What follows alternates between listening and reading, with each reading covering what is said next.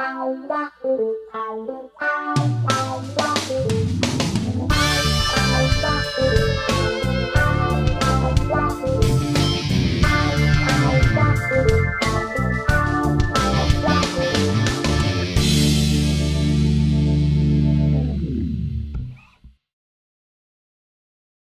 little bit about Tails. There was some strong creative differences during the making of the record, and to say the Yeah. least. And I talked to John a little bit about it, and he kind of bounced over it, and as John would, and talked a little bit more about kind of the way that the tapes were driven off and fell off the roof of the car, and some of these stories. What were your feelings, Rick, about that period of the career and everything that was going on at that moment? And what Well, came out of it is that beautiful record.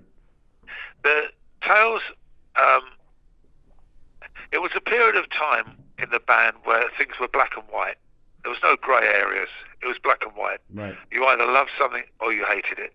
Mm-hmm. The thing with Tales from Topographic Oceans was, and I've said this, John and I have discussed it numerous occasions, Right. is that if CDs had been available back then, there wouldn't have been a problem.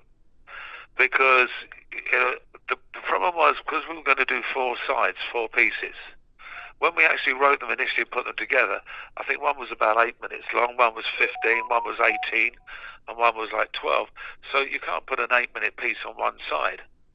So what we had a choice of doing 2 things: either shortening some of the others and get it all onto one album, or making more music to make it a double album. The thing was, we were very unprepared for that, and the additional music was very much padding. It was just sort of busking in the studio. Oh yeah, we'll use that. That'll work. Throw that on, and putting that as part of the pieces. That to me wasn't how Yes worked. We thought things through, the structure and the whole thing.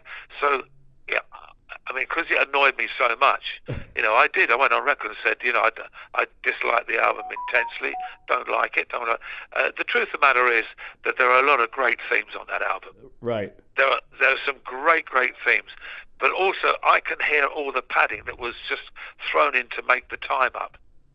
And that, to me, was wrong. And in fact, Chris and I discussed it as well in 2002. Right. And Chris said, he would love to get hold of the tapes and actually edit it and remix it as a single album, but some of the pieces shortened and edited, which is what they should be, using the great themes to get it across really what we tried to do. But that was the situation, and it did upset me. I mean, I must admit, because Yes was so planned. We always planned very carefully how the music would be and how we would do it, and this was a departure that for me didn't work. I mean, if, for example, some of the padding that we'd done had turned out to be great playing and great things, I'd have gone, yeah, okay, I'll buy that. Right. But it wasn't. So for me, it's a bit like wading through the marshes before you get to the beach. What were the moments, Rick, then, that you look back and say, that is us, that is at our highest peak? What good bits you mean of well, I mean, basically, I think the real strong bits for me were the melodies in the songs. The Somme du Soleil it's just a lovely song, and what we really should have done, in my view, is gone back to rehearsals and looked at that song and said, okay, let's do what we used to do with like the Close to the Edge album and Fragile album, which we've got that as the song. Let's build a piece of music around it, using the theme for other things and bits and pieces and different ways of playing it. Because I think there was there's a great 8-9 minute song to be made from New Somme du Soleil. Right. But we were under a time constraint. We had to get the album finished because we were booked out on tour.